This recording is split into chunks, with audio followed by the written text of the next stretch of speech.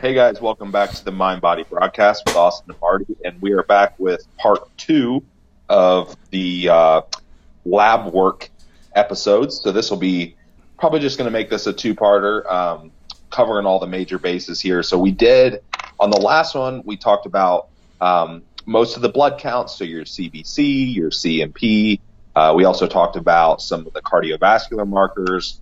And today we're going to get into hormones. So we're going to talk about primarily thyroid hormones and then your primary sex hormones. So your testosterone, estrogen, progesterone, and all that good stuff. So that will be what we will tackle here. Yeah, it seems like everybody really liked the last one. Yeah, no, it was absolutely very informative. And I said that to you quite a few times already. I was like, that was informative for me. So I think that having those two to refer to for anyone that can kind of go in before they're getting their lab work done or even just to further their own knowledge, I think it's just going to be a staple from Austin's ass out there. So that'll be something great. Yeah, man. Fantastic. Okay. All right, let's go ahead and go into the thyroid portion first. Yes, sir. So with the thyroid, probably right off the bat, probably one of the biggest mistakes that I see in terms of thyroid labs is just lack of just lack of markers that are tested. There's just not enough tested. You might go in, they typically will test like TSH, which is your thyroid stimulating hormone, and then maybe T4, maybe free T4, something like that. You don't often, though it is getting better, but still you just don't often see all of the values tested. So for example, your actual T3 hormone, or even better would be your free T3 hormone. So your T3 is actually your active thyroid hormone. And then obviously free T3, if you guys have ever heard of the term like free testosterone, similar concept. It's going to be what T3 hormone is available for use, essentially. What bioavailable hormone is there and can be used. So you could have, technically you could have low free T3 even though your T3 total is normal. So if you're going in to get labs, so what do you want to look for? TSH, like I said, that's probably the big one. There are still some kind of old school archaic doctors out there that just kind of look at the TSH. Thyroid stimulating hormone, it's going to be a little bit opposite of the other. So you actually want to see your thyroid stimulating hormone on the lower end, because if it's high, that typically will suggest that your thyroid gland is working too hard to try to produce the thyroid hormones that it needs. So all your TSH is really telling you it's a hormone that is there. If the pituitary detects that your gland is producing too little thyroid hormone, it's going to start pumping out TSH. And TSH is basically going to give the gland the go-ahead to start pumping out, whatever you need, whether it's T4 or T3, and so on. So getting into like the actual hormones that you are going to utilize, you'll start with T4. T4, there's a process by which T4 converts to T3. There's like an iodine. There's typically iodine that's attached to the T4. It'll get cleaved. There's a whole process that it goes through,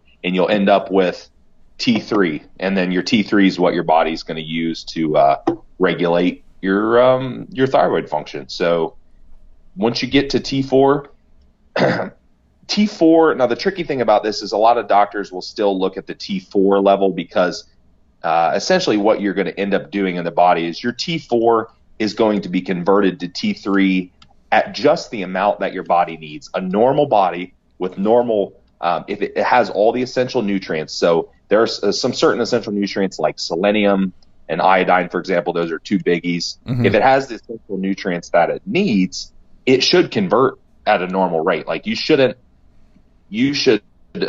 normal T3. Assuming you have normal T4, you should have normal T3. But that's just simply not always the case. You'll have people that are what they call under converters. There might be a more scientific term for that. I don't know, but sounds pretty scientific to me. I like it. Yep. Yeah. It serves the purpose. It is under conversion of T4 to T3. And there could be a lot of reasons for that. Truthfully, it could just be It could be lack of nutrients, lack of some of those nutrients I mentioned. It could be stress and inflammation related. So there's something wrong with your gland, or something like an autoimmune issue or something is attacking your gland. It's just not, you're not converting hormones as you should be. So, there's another hormone that you might want to check into. Now, if you are somebody that you get your T3 checked and your T3 is low, even though your other hormones are normal, I would probably look into some of the other markers like your reverse T3, for example. So what this is, just like it sounds, it's literally just, it's just an inactive form of T3, basically. It just doesn't do anything. Your body will convert to reverse T3. You shouldn't have very high reverse T3. It should be relatively low. But if it's way out of the reference range, then you're going to want to investigate that. Are you lacking thyroid nutrients? Are you really stressed? Do you have a lot of systemic inflammation? You'd be surprised. Like I've had people that literally just, they have nothing wrong with them other than they're just really, really stressed out, and it can cause a lot of things. Like it can cause high aromatization of testosterone into estrogen. It can cause high reverse T3. Like it can cause a lot of your hormones to go out. So yeah, you can investigate that. Now some people, they'll just have low T4. They'll go in, they'll have low T4, they'll have low T3, they'll have high TSH. That just means their thyroid gland is it's underactive. And that could be, some people just have it genetically, like they're predisposed, and typically just like our metabolism, our hormones, things start to kind of decline as you get older. So if you're prone to hypothyroid, and you can see it on LabWork, I posted some of my lab work after my contest. I think it was about 8 weeks after, but I've kind of been looking at my thyroid for the last probably 4 or 5 years. And I've noticed that my TSH has slowly gone up and my T4 and T3 has slowly gone down. Really? So, okay. Yeah. Yeah. And at first, you could point a finger at competing, right? You could think, okay, well, but the problem is I had a 3.5 to 4 year off season in there.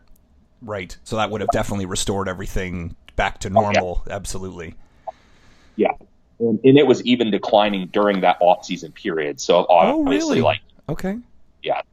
Clearly that was not the case. So, there can be, and I have other people in my family that are hypothyroid, so it can be a genetic component to it. So that's, you will have that, and you will also have people that they typically have just, or they've literally just battered their body to the point that their thyroid gland has some damage. Now, I will say that your thyroid gland is pretty resilient. Yeah. Oh yeah, for sure. I think we talked about this too. I think we talked about the use of people that use like exogenous thyroid hormone versus people that use like testosterone or anabolics. Like you're using an anabolic, we're not nearly as resilient. Your hormonal axis does not bounce back nearly as well as thyroid. I've seen it. The amount of times that I've seen with even like with just reading not only scientific studies online, but even just anecdotal things as well. People will, like you said, I'll use a more scientific term of beating the snot out of their thyroid, and with either exogenous levels or just dieting too hard or anything like that for too long. And within about a month, most things bounce back that quickly, like within a month, especially of recharging metabolism, getting enough of the like iodine, selenium in there, making sure electrolytes aren't way off. The thyroid levels will come back to pretty much baseline around that 1 month and sometimes 6 weeks. So it's like once you get it checked and it's where it's at, that you can, like, especially something along the lines of an off season, then you can kind of have those values, as we'll say, like your regular or golden numbers that you can always reference back to. So I just wanted to interject with that because you'll see, and you'll hear a lot of your friends, or I've heard a lot of my competitors too. They'll say, "Oh, I have hypothyroid, or I have a sluggish thyroid," and it's like, "Oh, okay." And then once some things are corrected, like I've had people use droppers of iodine, or I've had them use sometimes different forms of salt. Like I think some of the Himalayan pink sea salts is one of the bigger differences, is that it will have iodine in the salt, which will just help the conversion of the T4 to T3. And that can do it there, but a lot of the times it really isn't a hypothyroid issue. It's like you said, it's a dietary issue, or it's you're beat up, or it's a stress thing. And then one more thing I'll mention too is that you don't necessarily need to be, we'll say, overweight to have a sluggish thyroid. Like you said there, you could be very stressed out. You could be in a high position at work. You could be a single mother with 3 young children. I'm just picking examples classically that are usually higher stress. And I've seen levels be off. I've either seen, the TSH be a little bit too high, or the conversion be a little bit too sluggish from T4 to T3. And I'll give this is one of my favorite analogies that you're allowed to steal, Austin. I'm giving you full license here for this. And it works fairly well for people that don't quite understand how T3 and T4 work. Is that T4 is kind of like money in the bank, and your T3 is kind of like cash in your hand. Let's assume that you can't buy anything with a debit card or a credit card, and so and every time you go to the ATM to pull out your cash for the day, your TSH is what governs that. So let's say your T4 is 1,000, so you have $1,000 in the bank, 1,000 thyroid dollars, and you go to the bank to pull out $1,000, but your TSH will only allow you to pull out 500. Well, no matter what you do, you're only going to be able to pull out that 500, and you have to wait till kind of the next day to pull out the next money. So that's why T4 is very useless on its own, especially if you're checking just TSH and T4. Well, that's showing you how much money you have in the bank, and then showing how much money you can take out a day, potentially. But then if you're not seeing how much T3, which how much cash is in hand, and maybe you need more money, like we'll say free cash to buy all your things for the day, you're going to be off. Like if you need $700 for your day and you're only allowed to pull out 500, then your thyroid isn't functioning properly for you. Yeah, that's exactly it. It's like your withdrawal limit. Yeah, exactly. You got it. Your ATM limit. Yep, I like that. I might have to steal it. Yeah, man. It's the thyroid bank. What is it? Copyright Mega Marty 2015. There you go. I'll trademark it for you. Yeah, sure thing. Thanks, man. Yep. Okay, so I mean, beyond that, once we get to your active thyroid hormones, T4 and T3, like I said, I briefly mentioned, it is a good idea to check your free thyroid levels. So you can check your free T4 and free T3 as well. Just to see what's bioavailable for use there. There could be an issue with that. Now, there are some other things that you may run into in terms of low or high. I mean, it could be high. There is hyperthyroidism as well. So with this is your autoimmune diseases. So typically we're looking at either Graves' disease or Hashimoto's. Now, I'm not a doctor. So I mean, if I was in a practice and saw this stuff all day, I'm sure I would have a lot more cases, but I don't see a ton of Graves' disease, which is hyperthyroid. Mm-hmm. I see it a little bit. Like I have seen people talk about it. Like I've had a client or two with it. Typically have to use medication to bring it down. But yeah, I tend to see a lot more Hashimoto's, which is going to result in underactive thyroid. So they're going to have hypothyroid. So with any of these diseases, essentially it's just like any other autoimmune disease in a sense that it's your immune system's attacking one of your glands for whatever reason. Now with that, there is testing you can do. So you're going to have antibodies that will pop up. Basically, as a result of the autoimmune attack, you're going to have all these antibodies that start popping up. Now there are different antibodies for different autoimmune diseases. Now, if you have one of these that's really elevated, I do suggest obviously going to your doctor and checking out. You're most likely going to need some kind of medication. That's pretty much the deal with one of these. Now, you can kind of decipher what you have. Like, for example, you could look at something like your thyroid stimulating immunoglobulin, which is going to be normally more present in, I believe, Graves' disease.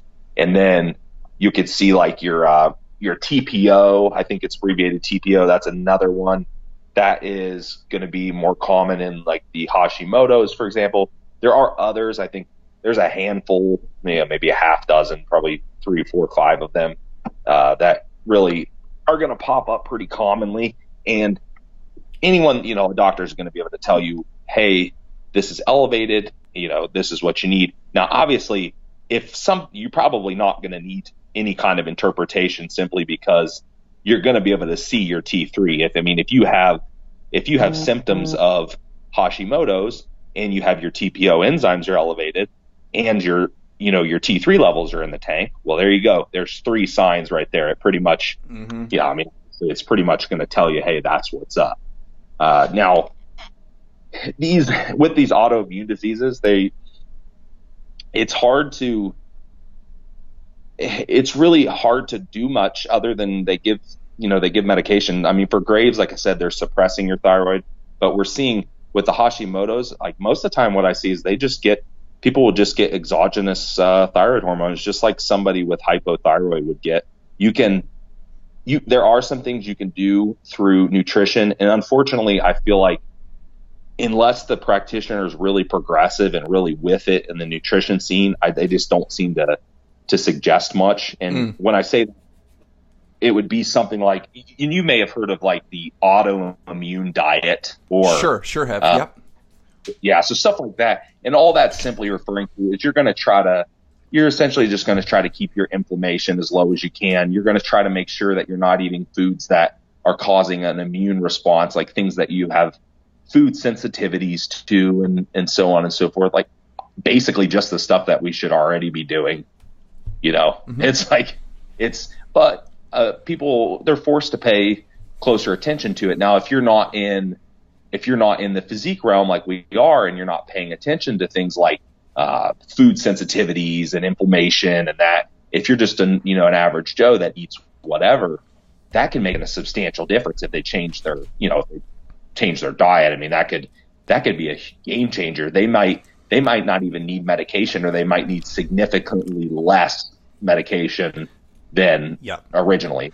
So I'll jump in with this here too. I actually just saw Dr. Spencer give a chat here in Edmonton, and it was all about basically obesity and hormones, and we went over everything kind of like that. And yes, of course, hormones can have a very significant impact on body weight, body fat, ability to put on muscle or not put on muscle.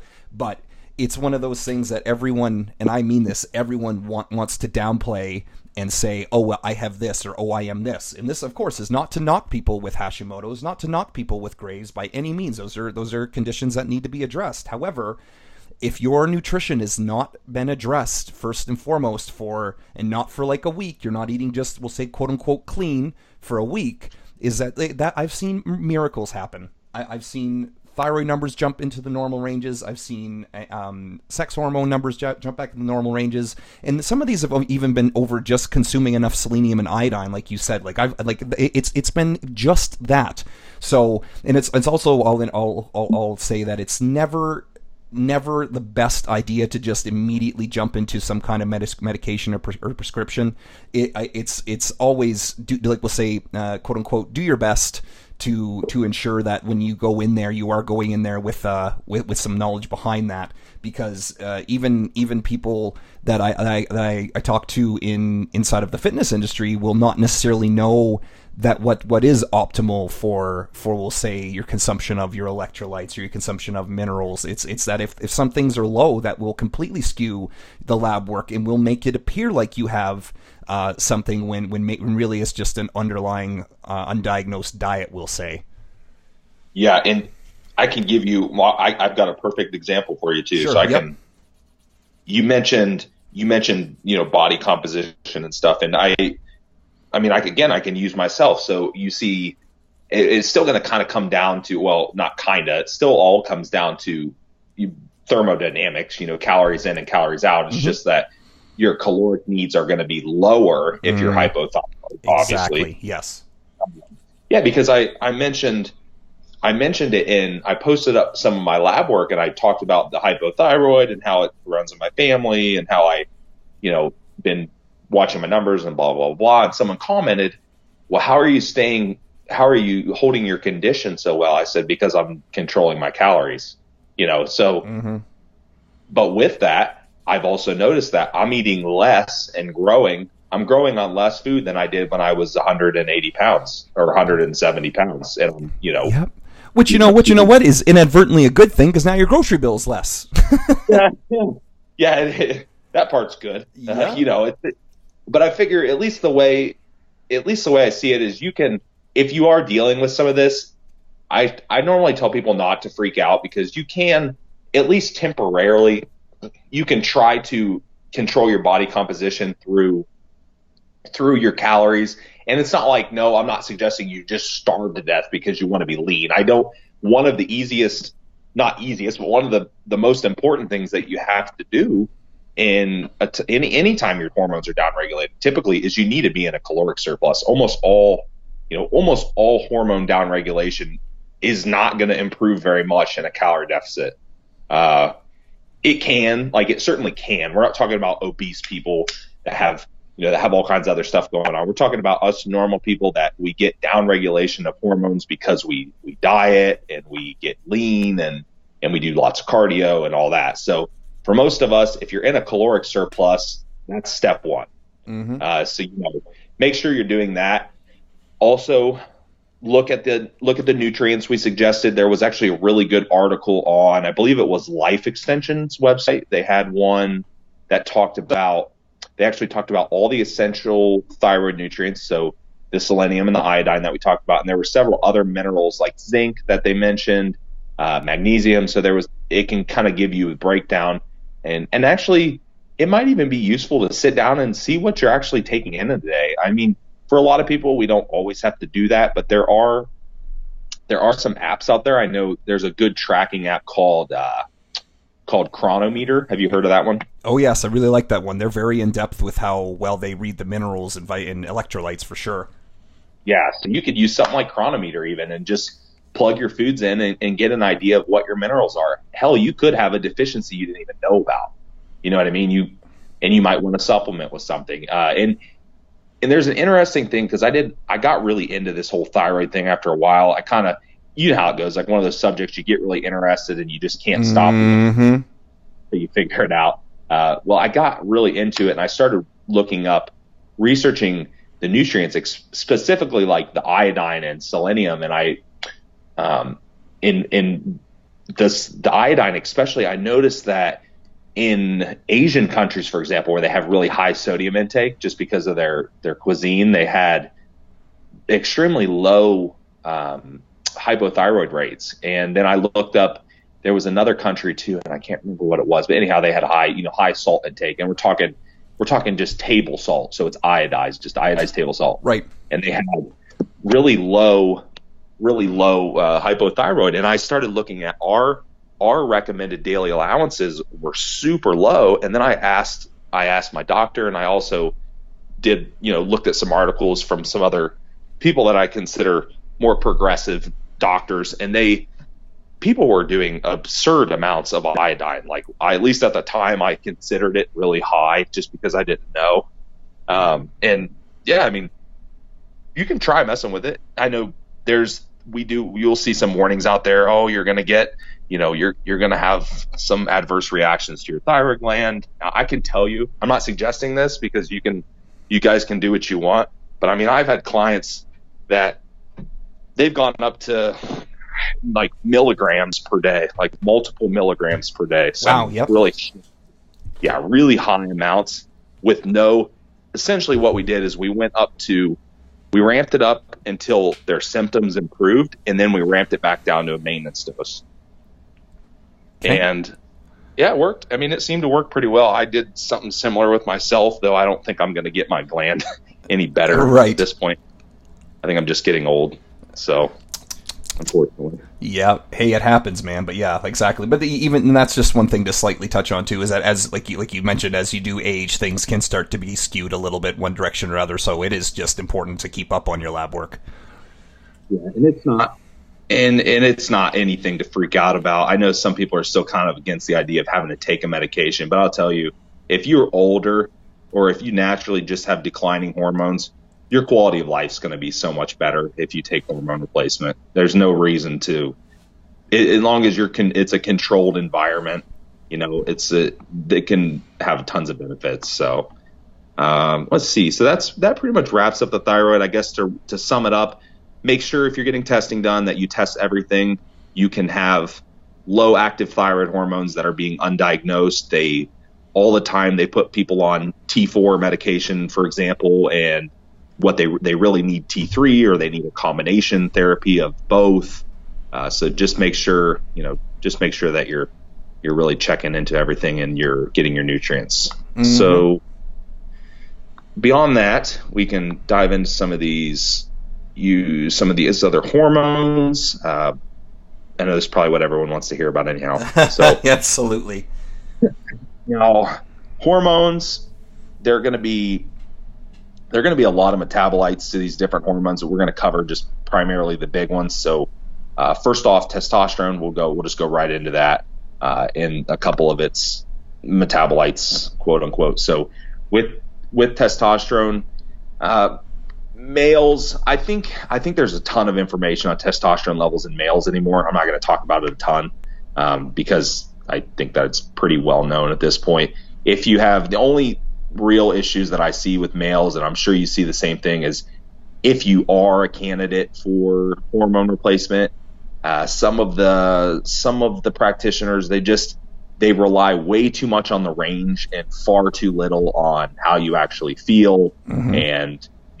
And it's just, you almost, at least here in the States, like you almost have to be half dead before you can get anything prescribed. Like your levels have to be like nothing, mm-hmm.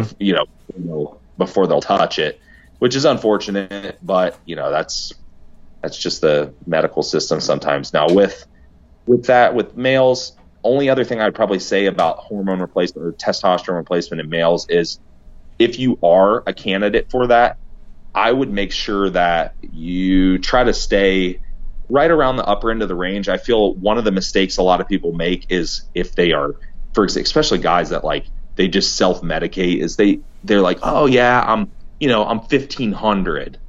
Well, I'm like, well, no, the range goes up to 1,000 for a reason.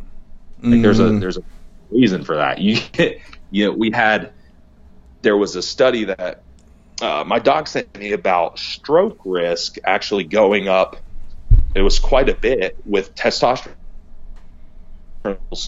chronically over 1,000. So that's not talking about somebody that occasionally does the whole might add some extra supplementation into their repertoire. This is talking about somebody that's on hormone replacement but is constantly way up out of the top of the range. And I see this a lot like in the clinics, that are more liberal with their prescriptions. Like they'll prescribe, they're prescribing a guy 300 milligrams a week of testosterone. Mm-hmm. And you don't need 300 milligrams a week of testosterone. You're going to be double the range. Definitely.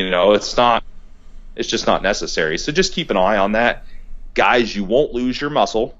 You're not going to wither away and fall apart if you stay in range. It's not going to make any difference. Your health is going to be better. It's easier to control your estrogen levels and so on and so forth. So with that, and like I mentioned with the other hormones too, if you are in a downregulated state, like you've been in a long dieting phase, or you've been or maybe you're really overweight, you have a lot of stress, you have a lot of inflammation, those are all things that can lower testosterone levels.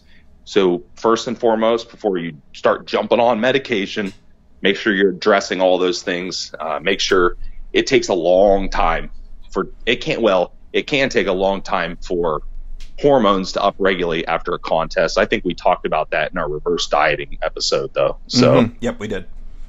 Yeah. So if you want reference on that, you can go back and check it out. But with the testosterone, probably its rival here would be estrogen, and more specifically estradiol.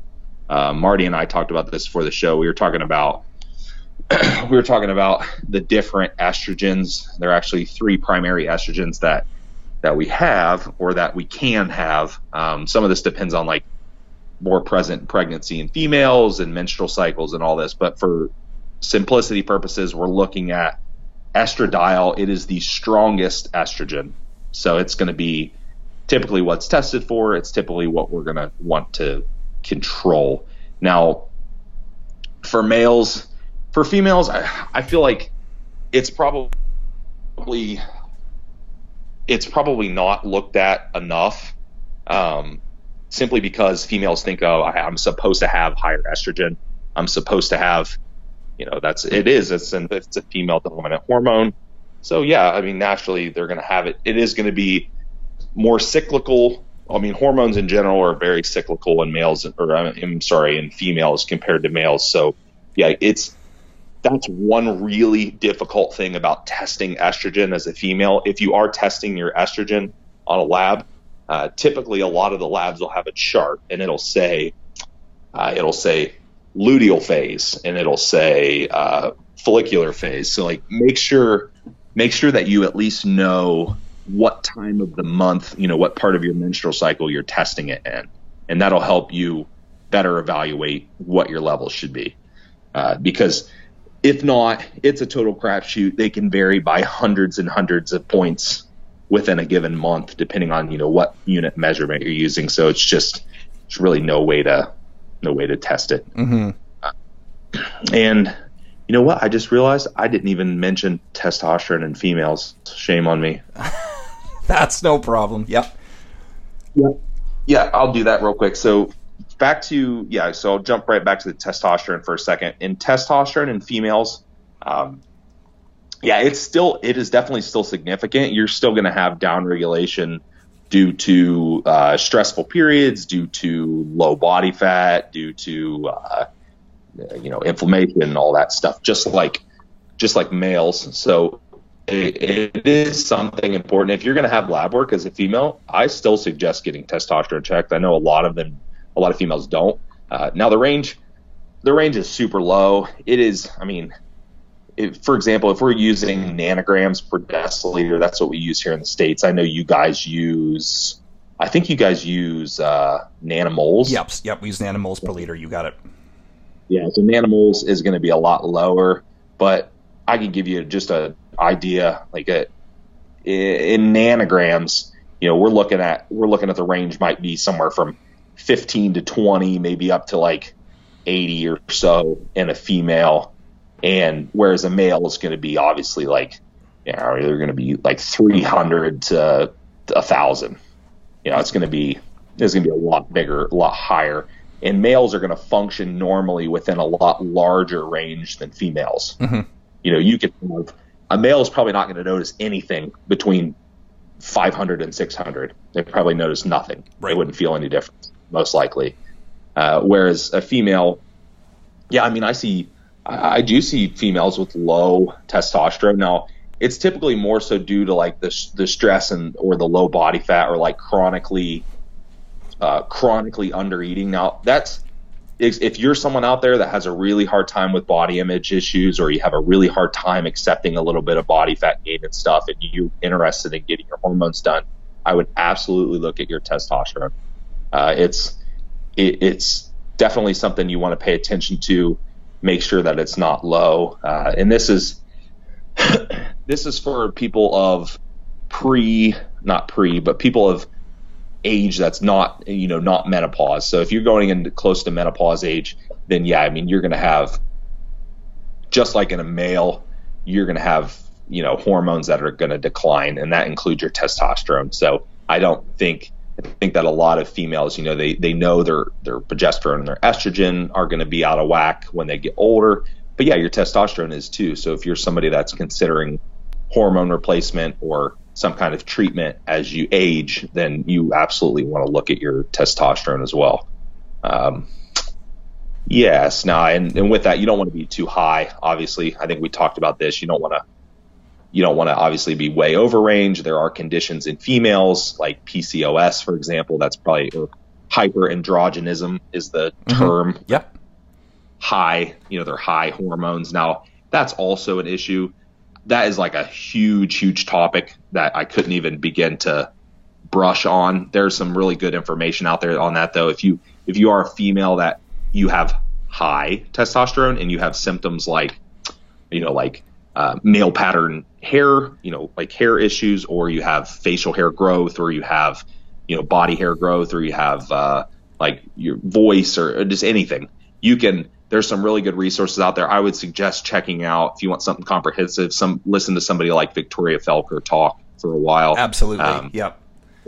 That'd probably be a really good place to start rather than us go into it here. So that is, yeah, those are testosterone levels in a nutshell. And estradiol, I mentioned it in females. I mentioned how you definitely need to pay attention to the part of your cycle that you're in if you're going to get it tested.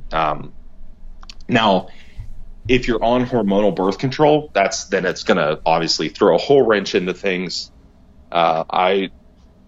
That's a tricky thing we run into as coaches too. I know some coaches are like, "Oh, stop your birth control, just quit because it's so bad for you." And I'm not sure I totally agree with that. Like, I know there are downsides to it, but there's a lot of context to it as well. So and Victoria actually talked about this. We had her on one of the podcasts, and it's like, if the person's been on it a really long time, or they have some kind of other reason that they're on it, like it's just a hard thing to mess with. I think you really need to know the context of the whole situation. And that's like any medication. We can only give suggestions and things of that nature. We're not going to tell anyone to stop. Like, hey, you got to stop this medication. That's not our job. So that's right. It's very, very, very in the gray area too. It's not a black or white thing. For a lot of the birth controls, the oral contraceptives, you'll know right away. But I mean that right away, whether or not it's good for you or not. I've had ladies switch from one to another or start up one, and they're just they're a mess. Like, I'll say that term. They're between their mental and hormonal fluctuations, give them emotional fluctuations, and if it doesn't settle down pretty quickly, things can go awry, right? Like, we're not going to make this into a birth control episode, but I've seen girls have their acne lessen. I've seen their acne become worse. It's definitely something to monitor and to know what you are using, especially for your lab work. Yep. Absolutely. Like I said, we're just mainly focusing on lab work. So as Marty said, if you're going to have lab work and you're on hormonal birth control, you got to take that into consideration. So, so we try not to get too off topic, but in males, I'll tell you what, I'm going to be honest. Like, I think I probably have more misinformation about estrogen in males than females, about just the idea of males wanting to have their estrogen so damn low all the time and walking around with bottomed out estradiol. I don't know how much you've seen this, but it seems like, I feel that it's just pretty common, especially in the enhanced crowd. They're always like, yeah, I gotta take this. I gotta lower, your aromatase inhibitors. There are different types of them, but yeah, in a nutshell, guys, the range here in the States typically goes, we're at PG. So we're going for what I have in my notes here. We're about 14 to 55 is our range. You guys are in a higher range. Actually, your numbers are going to be a lot higher, but I believe, unless you're symptomatic, I don't really see a whole lot of reason to mess with estrogen for most guys. Unless you're, like I said, unless you're symptomatic of something. Now, the most common symptomatic thing would probably be like the gyno, like female breast tissue, but that's more of a gland. It is an estrogen issue, but it's more of a gland issue. You have a sensitive gland. Now, estrogen has I won't go into all of it here, but estrogen has a lot of benefits in males. It has a lot of benefits in females as well in terms of metabolic benefits, insulin sensitivity, muscle growth. So, I mean, there's absolutely no reason to start going around and tanking your estrogen, and you're going to feel like garbage if you do anyhow. So, just leave it alone. Libido. I mean, it's just, yeah. So estrogen, I used to put a ton of focus on this in guys, and I do still, like, obviously it's still very important, but I tend to let it go a lot higher in males than I would have otherwise in the past. And easiest way to look at this too is kind of look at it as a ratio of androgens to estrogens. So your A to E ratio. Now, if think about it this way, your body naturally aromatizes at a certain rate. It's not exactly the same for everyone, but it is, I mean, let's say that it's similar, even though that's not true. If you're someone that's supplemented, you're using extra hormones, well, I mean, you're going to have higher aromatization, right? That's just natural. That's what your body's trying to do. It's trying to maintain a ratio. Now, if you're lower, if you have a normal hormones, well, you're going to have less estrogen. So if you have a testosterone level of 5,000, do you think you're really supposed to have an estrogen level of 15? Exactly. No, not at all. Yeah, you're going to feel like shit, for one. Secondly, your libido is probably going to be terrible. You're probably going to have erectile dysfunction. You're going to have all kinds of stuff going on. So, yeah. So, guys, your body's relatively good at converting and managing these things. And again, when we're saying this is all assuming that you don't have any of the underlying stressors. This is assuming those things are under control. Mm-hmm. So, yeah, so that is estrogen, and let's see. All right. So, or estradiol, I should say. Right. And progesterone. So progesterone is mainly, again, more heavy hormone in females. Same thing as estrogen. It's going to vary depending on the part of your menstrual cycle that you're in. So you need to understand, how that varies, what part of your cycle you're in, if you are getting it tested. Most labs, again, will have some ranges on there that'll tell you, if you're in your luteal phase, this is what you should look for. If you're in your follicular phase, this is what you should look for, and so on and so forth. So you can kind of base it off that. And same deal with the birth control as your estrogen. Some people will have combination BC, where they'll have literally, progesterone and estrogen in some kind of combination, whether it's like a natural or like a synthetic form or some kind of derivative or something. There's a ton of them. So be aware of that when you're going in and testing it. Now, in females, yeah, progesterone's definitely a biggie in proper menstrual cycles and causing an actual period. So you might have low progesterone if you're not having periods or some kind of imbalance there. So progesterone is definitely important. Now, in males, this is one that you don't hardly ever hear talked about unless it's in the enhanced crowd. Now, in the enhanced crowd, and that's for a reason, because they're dummies and they just want to take more stuff. Exactly. Yep. Yeah, essentially. And progesterone's rarely an issue if estrogen is controlled. Progesterone does not cause like gynecomastia, for example. It can't grow glandular tissue in your breast. It doesn't work like that. There is a feedback loop, essentially, that if your estradiol is controlled, your progesterone is likely not elevated. And in fact, I go as far as to say that I really can't think of any blood work that I've seen where estrogen is normal and progesterone is elevated. I'm not going to go like specific compounds and all that shit. That's a whole nother topic. But progesterone, again, please understand what the levels are. And if you at the very least, if you are taking something that you suspect will raise your progesterone, and I'm going to give you a hint, it probably won't. I'm going to tell you that now. But go check your levels.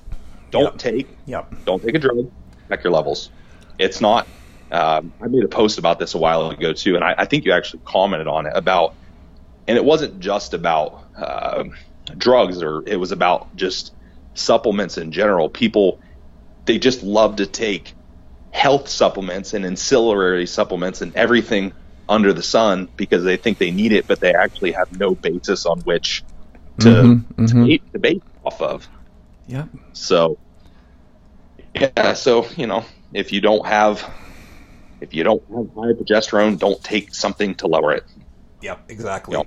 It's one of those things that's it's just I would venture to say the less things you can take, the better in that regard. Like I remember watching something that was saying, it was a lady was speaking, say, we take this to wake up, we take this to fall asleep, we take this to do that, and this, and then this to counter that, and you that shouldn't be the way it is taking more drugs to mask the side effects of other drugs is just not the answer, especially if you can just especially if there's not even there's a side effect there. Like if you're just taking something preventative, which is, that's not even the right term for it, because like it's if something's not there, you don't need to have something taking for it. Like I don't know how to explain it to you other than that. It's just it's a little bit, it's almost like a form of like being a hypochondriac for things that aren't even there. It's like, putting on a hazmat suit going into a place that's already sterilized. Like it's just overkill, and it potentially could make things worse.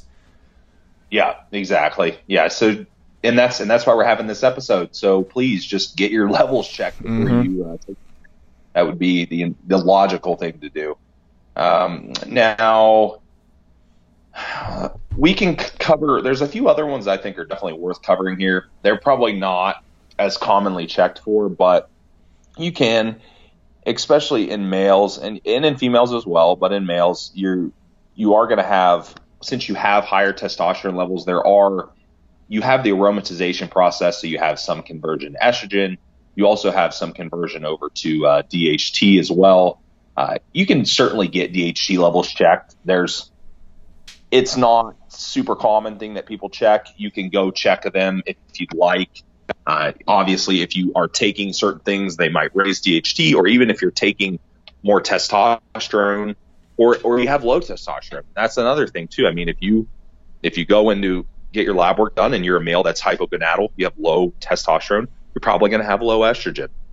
You probably not, and I won't say all the time because that's not always the case. Sometimes you'll have raised estrogen, but because there's like really heavy aromatization to estrogen, but a lot of the times you'll have low hormones because you don't have much conversion. So yeah, you can get DHT checked, and you can, if you are someone that has the low testosterone and you don't have, like, you're covering all your bases in terms of you're in a calorie surplus, you have at least sufficient body fat to maintain normal function. You haven't like abused your body too much. I mean, there's other things like males and females can go get their SHBG checked. That's your sex hormone binding globulin. That's going to give you some insight into how much free testosterone you have and kind of tell you what those numbers mean. I didn't mention the free testosterone, but yeah, it's, you want to make sure that you have enough free testosterone present because that's what your body's going to utilize. So your SHBG will show you what's binding, are there proteins binding your testosterone that isn't allowing it to free it up, or is it bioavailable to use? So again, there's some things you can check.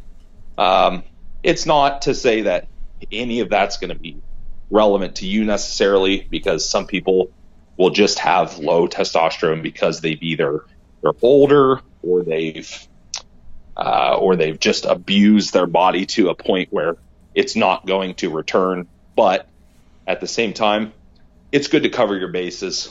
It's good to make sure that, you've checked all these things, because people might be a little too quick to jump on a medication when they might have some like underlying pituitary issue or some other issue going on that was undiagnosed, and now they're on a medication that they didn't need. That's right. Yep, I completely agree. Yeah, so with that, we could probably briefly touch on DHEA. Sure, go for it. So DHEA, the actual name is really long, dihydroepiandrosterone. Mm-hmm. There you go. I think I said it right. Gorgeous. Yeah. Yeah.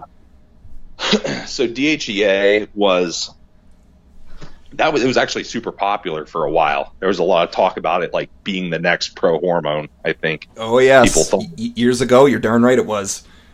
Yeah. And I can kind of see the reason behind that, though it kind of flopped. It wasn't really nearly as effective as people thought.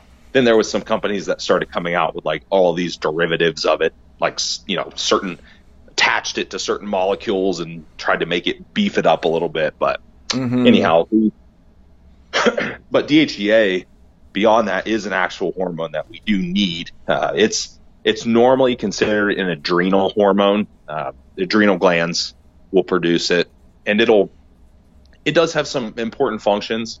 It has the ability to convert into other hormones, and I like to think of it as like a regulatory hormone. It kind of helps balance things out, and that might be a reason that someone would supplement with it to help with conversion to those other hormones. But you can get your actual DHEA levels checked. A lot of time people get DHEA and then what they call DHEA sulfate levels, or DHEA -S is what it'll look like on the lab.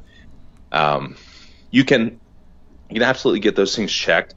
It's typically something I see declined a little bit in older folks and or people with adrenal hormone issues. So people that have either hyperadrenal function or hypoadrenal function.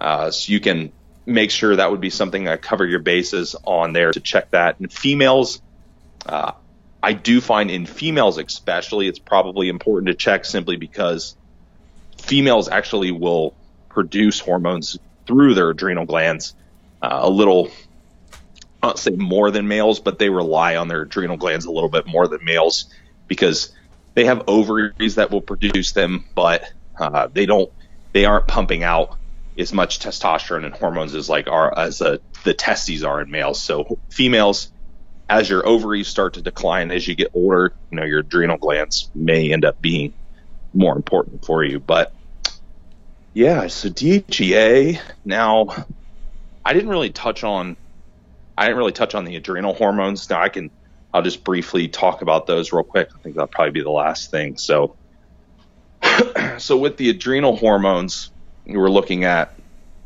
I mentioned DHEA, and for the sake of simplicity, cortisol is pretty much what we're going to look at. Beyond that, there are metabolites. There are actual cortisone. People have probably heard like cortisone shot.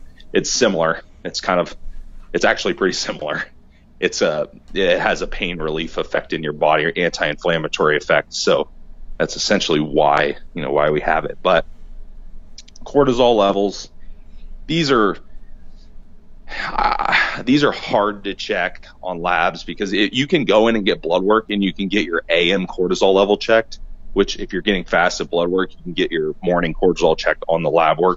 It'll show you what's your morning cortisol is, but your cortisol cycles throughout the day. So without like a 24-hour collection, it's kind of hard to really get a good gauge on it. You can like here in the States, we have some dried urine options that will actually, it's literally just like it sounds. You pee on a little piece of what looks like parchment paper or something, and it dries, and you send it in. So that's what the Dutch test is. Mm-hmm. Literally, that's it. Yeah. Yeah. You have 4 pieces of paper. You pee on each one of them, and then you send it in. That's pretty much it. So, in a nutshell. And there are some saliva options, from what I understand, and there are probably people that are some doctors that do way more testing than somebody like me, for example, that they're going to know a little bit more. But I've been told by people that I trust that the dried urine is a little bit more accurate for cortisol levels. But Right. if you can't get that available, if you can get a saliva test, it's a good start. Mm-hmm. It's a way that you can at least detect some imbalances throughout your cortisol. And you can even, for that matter, you can even get your AM cortisol checked. It can't hurt. It's only going to give you the morning. It's only going to give you like one little snippet of the day. But like we mentioned in the last one, you can connect some dots. So if you notice your DHEA is off, and you notice that your AM cortisol is off, and you notice maybe that you're tired, you're really tired or something, or your stress is really high, but your thyroid's good, so your thyroid's not making you tired, right? Your testosterone's good, so your testosterone's not making you tired, right? So you can play process of elimination with these hormones, and you can kind of figure out, hey, this might be where I'm lacking. And then you can consult with, your practitioner or some kind of hormone replacement clinic or whatever, depending on what country you're in, what you have available to you. Mm-hmm. Yep. So yeah, hormones, like for the adrenal thing, I could do a whole freaking episode on that, so I won't babble on, but that's a real quick version.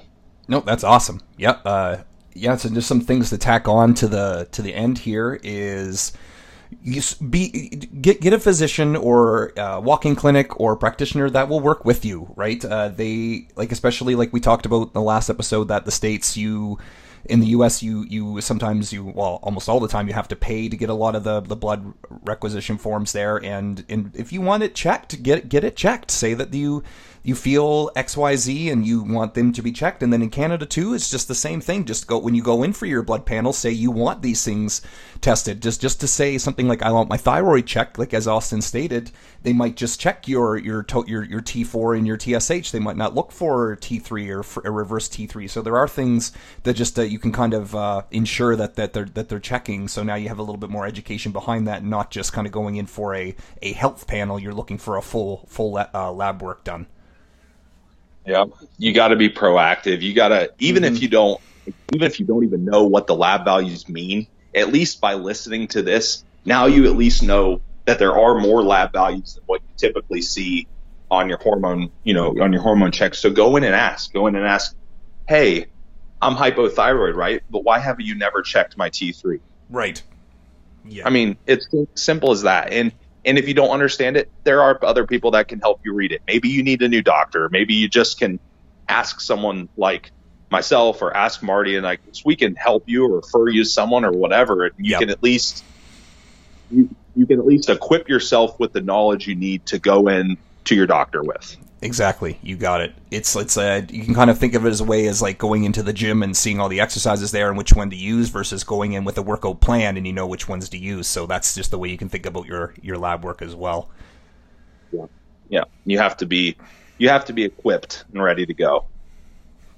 Okay, man. Yep. Well, geez, I think that was comprehensive as hell. I really appreciate you sharing all the stuff that you've learned over the years with everybody, because man, that's as informative as it's going to get, especially at the intro and intermediate level, man. Yeah. That's as much as I can cram into an hour. I'm out of breath. I feel like I just did a 2-hour leg. Yeah, exactly. Need one of those foam domes on they have at the beer at the sports stadiums where the water the straws are going right into your mouth. Keep you hydrated the whole time. Yeah. Beer dispensing helmet. Yeah, you got it, man. That's awesome. Oh, man. All right. Well, that's perfect then. So, everybody, thanks for listening, and we'll catch you next time on the Mind Body Broadcast.